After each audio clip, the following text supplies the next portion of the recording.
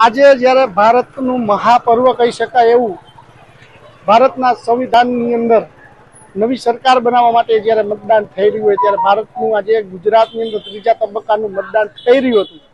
એ મતદાનને લઈ લોક જાગૃતિ આવે ને લોકોને એક સંદેશો મળે કે ભાઈ ગુજરાતની અંદર ભારતની અંદર આપણે વાત કરીએ તો 2014ની અંદર ગેસના બાટલાનો ભાવ 437 રૂપિયા હતો, આજ 1200 ઉપર હોય ત્યારે લોકોને મતદાનમાં એક સંદેશ પણ દેવામાં આવે કે આ ગેસના બાટલાનો 300% ભાવ વધ્યો. જ્યારે કેન્દ્રના મહિલા મિનિસ્ટર હતા પોતે રોડ ઉપર રસોઈ બનાવવા માટે આજે ક્યાં છે? ત્યારે એવું કહેતા હતા હું ગરીબોની અવાજ છું, તો આજે ગરીબોને વધારે ગરીબ કરી દીધા. તમારો અવાજ ક્યાં છે? તમે એસી ચેમ્બરમાં બેઠા છો, લોકો માટે કાંઈ કર્યું નથી. વાત રહી શિક્ષિત બેરોજગારોની, 2 કરોડ નોકરી દેવાની વાત 2014માં હતી, આજે ક્યાં છે નોકરીઓ?